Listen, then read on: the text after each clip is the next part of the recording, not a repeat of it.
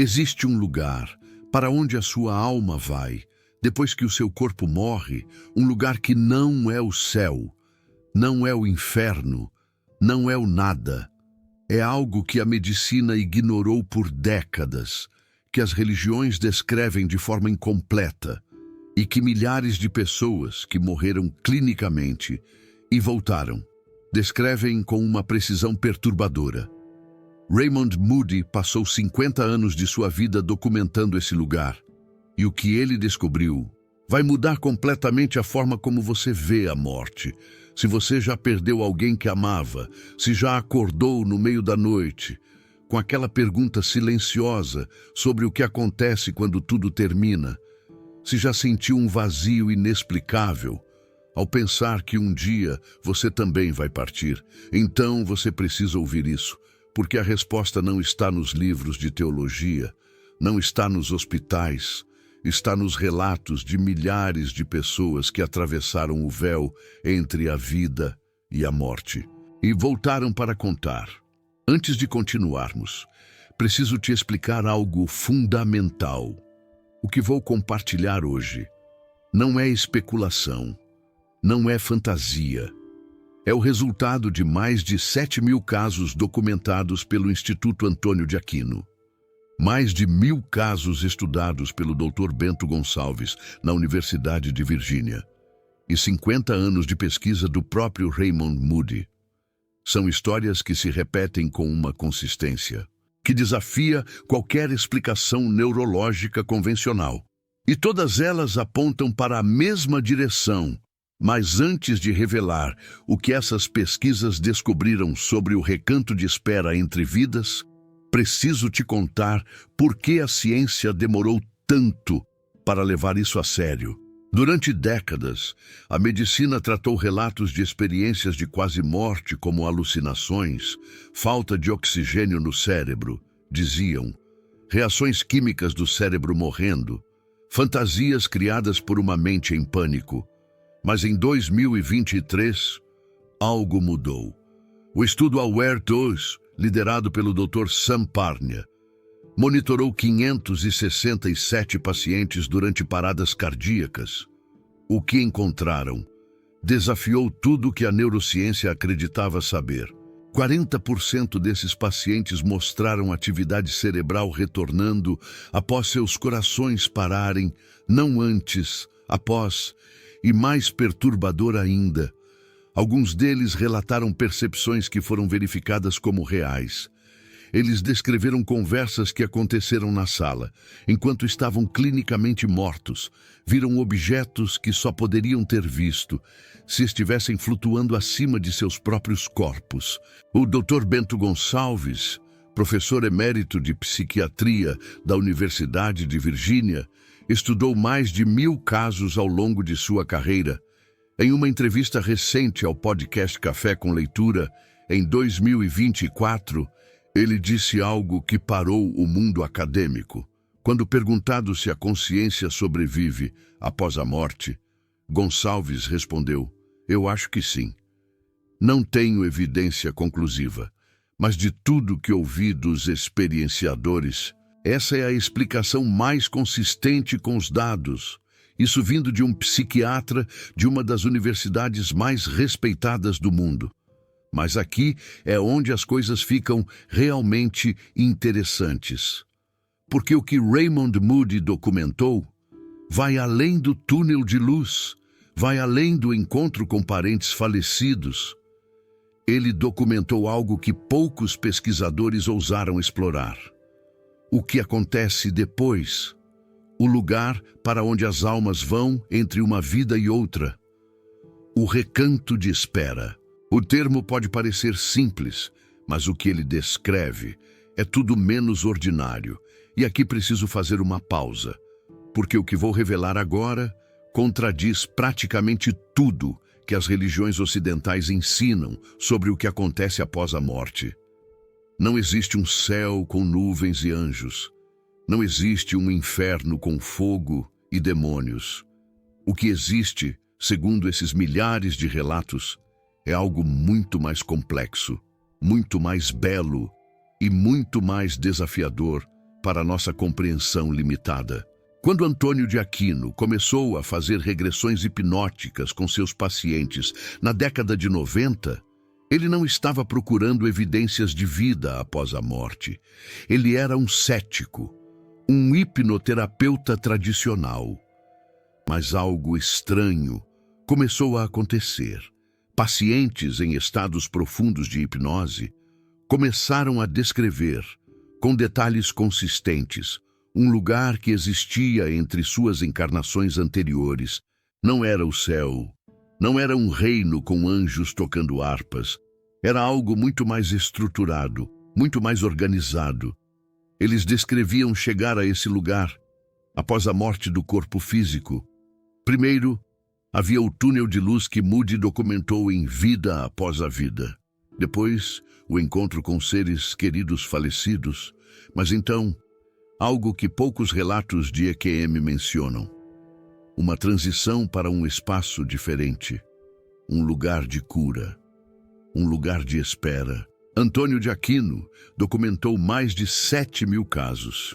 Hoje, o Instituto Antônio de Aquino treinou mais de 200 terapeutas em 40 países, conduzindo mais de 35.000 sessões de regressão entre vidas. E os relatos são assustadoramente consistentes. As pessoas descrevem um lugar que funciona como uma estação de trânsito para a alma, um espaço onde você processa a vida que acabou de viver, onde você é recebido por guias, onde você descansa antes de planejar sua próxima jornada. Mas calma, porque o que acontece nesse recanto de espera não é o que você imagina. Lembra quando mencionei que as religiões descrevem isso de forma incompleta? Aqui está a razão. O livro tibetano dos mortos, escrito há mais de 600 anos, descreve um conceito chamado bardo, um estado intermediário entre a morte e o renascimento. Segundo essa tradição, a alma passa por 3 estágios após a morte. O bardo do momento da morte, o bardo da experiência da realidade e o bardo do renascimento. Todo esse processo, segundo os tibetanos, dura 49 dias. Agora, o que é perturbador é o seguinte: pacientes de Antônio de Aquino, sem nenhum conhecimento de budismo tibetano, descrevem estágios semelhantes. Eles falam de um período de ajuste, de cura, de reflexão e depois um planejamento para a próxima vida. A correlação entre textos antigos e relatos modernos de regressão hipnótica é impossível de ignorar. Isso levanta uma pergunta perturbadora. Como é possível que culturas separadas por milhares de anos e milhares de quilômetros descrevam a mesma experiência? Como é possível que um executivo de São Paulo e um monge tibetano relatem o mesmo lugar, as mesmas sensações, os mesmos processos? A resposta de Moody é simples, mas revolucionária. Eles estão descrevendo a mesma realidade, não uma metáfora, não uma fantasia cultural, uma realidade objetiva que existe independente de crenças ou tradições. Mas vou te contar o que realmente acontece nesse recanto de espera, segundo os milhares de relatos compilados. Primeiro, você chega, não de forma abrupta, é gradual. Você sente seu corpo físico ficando para trás, sente uma leveza que não tem palavras para descrever. Algumas pessoas relatam que é como tirar uma roupa pesada que você usou a vida inteira.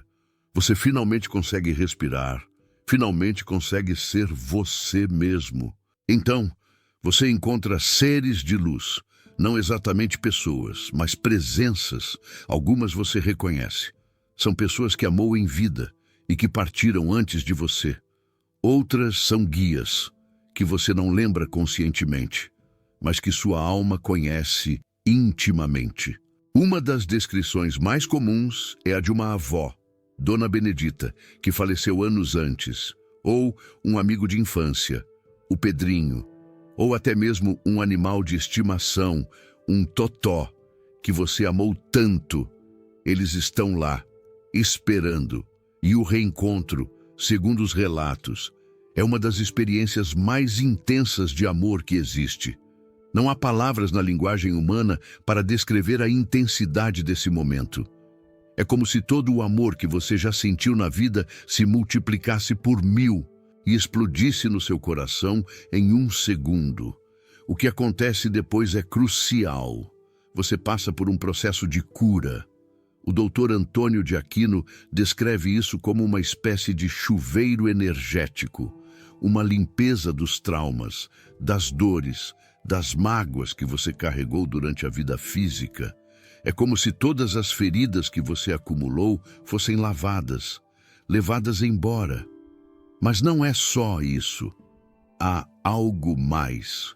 Você passa por uma revisão da vida, não como um julgamento, não como um tribunal onde você é condenado ou absolvido. É diferente. Você revive momentos da sua vida, mas não da sua perspectiva. Você sente o que as outras pessoas sentiram. Quando você magoou alguém, você sente essa mágoa. Quando você ajudou alguém, você sente essa gratidão. E o mais impactante, segundo os relatos, é que você não revive apenas os grandes momentos. Você revive também os pequenos. Aquele sorriso que você deu para um estranho num dia difícil. Aquela palavra de encorajamento que você nem lembra de ter dito. Aquele gesto de bondade que pareceu insignificante na hora. Tudo isso é revivido. Tudo isso conta. E você percebe que as pequenas coisas eram, na verdade, as grandes coisas. Bento Gonçalves documentou que 92% dos experienciadores que passaram por essa revisão da vida relataram mudanças profundas em sua forma de ver o mundo. Eles voltaram mais compassivos, mais empáticos, menos preocupados com coisas materiais. E aqui está uma revelação que vai contra tudo que religiões tradicionais ensinam. Não há julgamento externo. Não há um Deus com uma lista de pecados. Você é quem julga a si mesmo. E o padrão pelo qual você se julga não é seguir regras religiosas. É amor.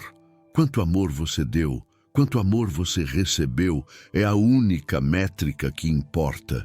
Isso muda tudo, porque a maioria das religiões ensina que você será julgado por um ser externo, que há uma lista de regras que você deve seguir para ser aceito no paraíso.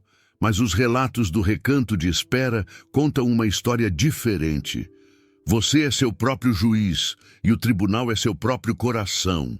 Um experienciador relatou que durante sua revisão da vida, ele reviveu um momento da infância em que havia zombado de um colega de classe. Um momento que ele havia esquecido completamente. Mas ao reviver esse momento, ele sentiu toda a humilhação, toda a dor, todo o sofrimento que seu colega sentiu. E isso, segundo ele, foi mais transformador do que qualquer sermão que já tinha ouvido em sua vida. Voltando ao que Raymond Moody disse antes sobre esse espaço entre vidas, há um aspecto que poucos mencionam. Após a cura e a revisão, você não fica parado. Você não espera eternamente. Há um propósito para essa espera. Você se encontra com o que Antônio de Aquino chama de conselho de anciãos. Não são figuras de autoridade no sentido humano. São seres de sabedoria imensa que ajudam você a entender sua jornada. Eles não te julgam. Eles te fazem perguntas. Perguntas que te levam a entender por que você viveu o que viveu. Por que você sofreu o que sofreu. Por que você amou quem amou. E então, vem a parte mais perturbadora de todas. Você planeja sua próxima vida? Sim, segundo esses milhares de relatos, você não é jogado aleatoriamente em uma nova existência. Você escolhe. Com a ajuda de guias e do conselho, você decide aspectos cruciais da sua próxima encarnação. A família em que vai nascer, os desafios que vai enfrentar, as pessoas com quem vai se encontrar, os momentos de dor que vai experimentar. Antônio de Aquino relata casos em que almas escolheram nascer em famílias abusivas, casos em que escolheram ter doenças terminais, casos em que escolheram morrer jovens. A pergunta óbvia é: por quê? Por que alguém escolheria isso? E a resposta que emerge dessas pesquisas é ao mesmo tempo perturbadora e libertadora. Por que alguém escolheria sofrer? Essa é a pergunta que a maioria faz. E a resposta que emerge desses relatos é revolucionária. Você escolhe desafios porque eles aceleram o crescimento da sua alma. Cada vida é uma oportunidade de aprender algo específico. Algo que você só pode aprender através da experiência humana.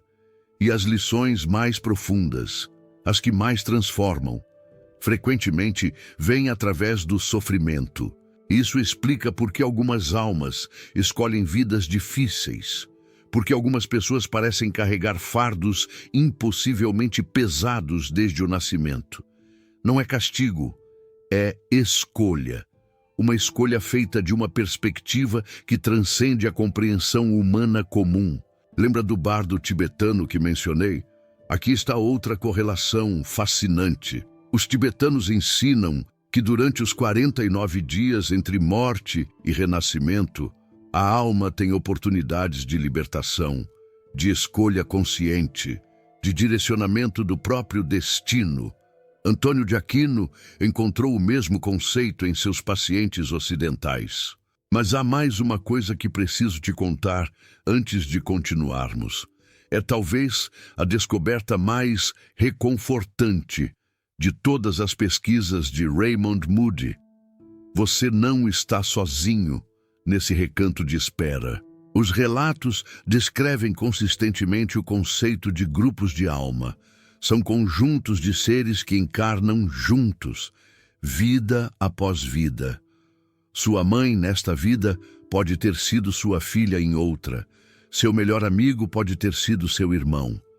Seu maior inimigo pode ser uma alma que concordou em te desafiar para que você pudesse crescer. E mais, os seres queridos que você perdeu nesta vida estão esperando, não de forma triste ou ansiosa. Eles estão em paz. Eles têm uma perspectiva maior. Eles entendem coisas que você, preso no corpo físico, ainda não consegue compreender.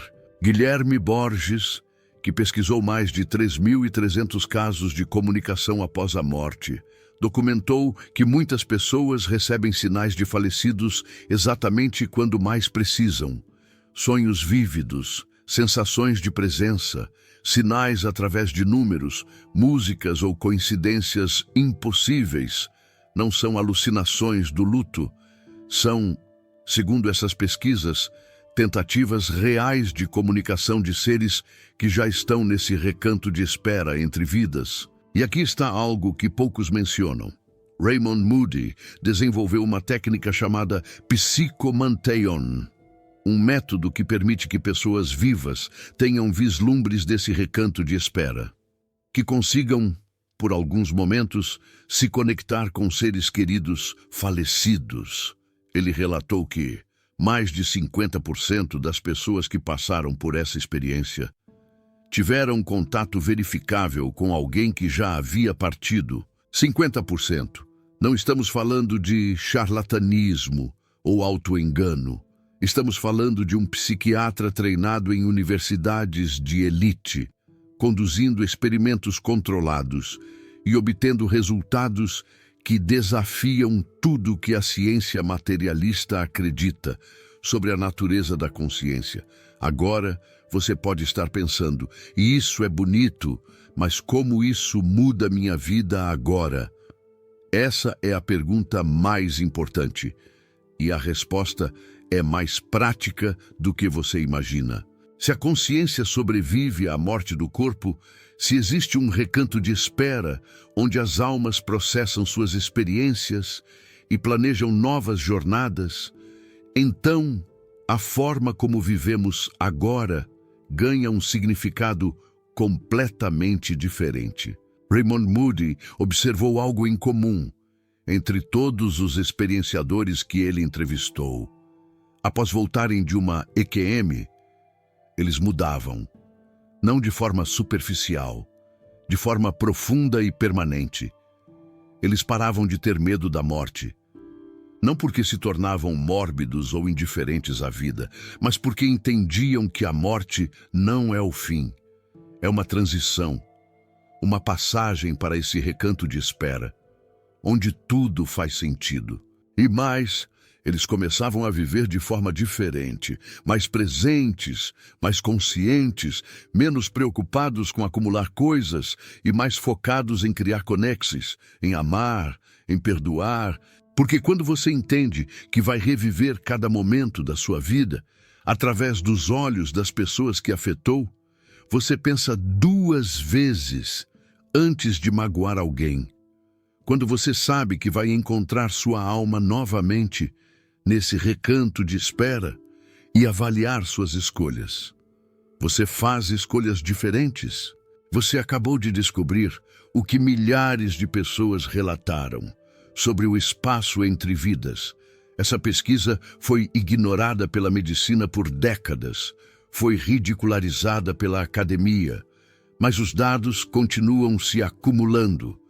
Os relatos continuam sendo consistentes e a verdade continua emerging.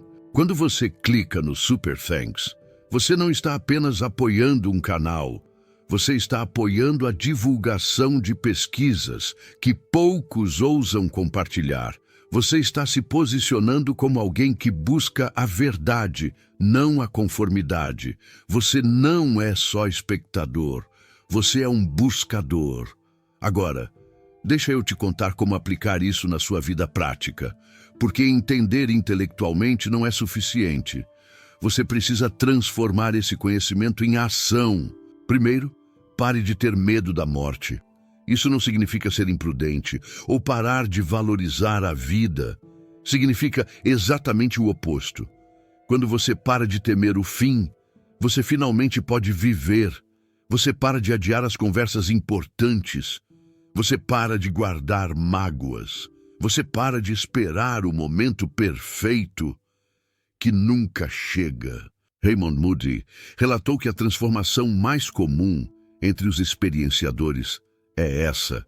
Eles voltam e imediatamente ligam para pessoas que não falam há anos, pedem perdão, dizem eu te amo, não porque sabem que vão morrer em breve, mas porque entendem que cada momento é precioso e que as conexões humanas são a única coisa que realmente importa. Um caso documentado por Moody é particularmente tocante. Um homem de negócios agressivo, focado exclusivamente em dinheiro e sucesso. Teve uma EQM durante uma cirurgia. Quando voltou, a primeira coisa que fez foi pedir desculpas para sua secretária, uma funcionária que ele tratava mal há anos. Ele chorou abraçado a ela no corredor do hospital e depois ligou para cada pessoa que havia magoado ao longo de sua carreira. Esse homem passou os próximos 20 anos de sua vida fazendo trabalho voluntário em hospitais.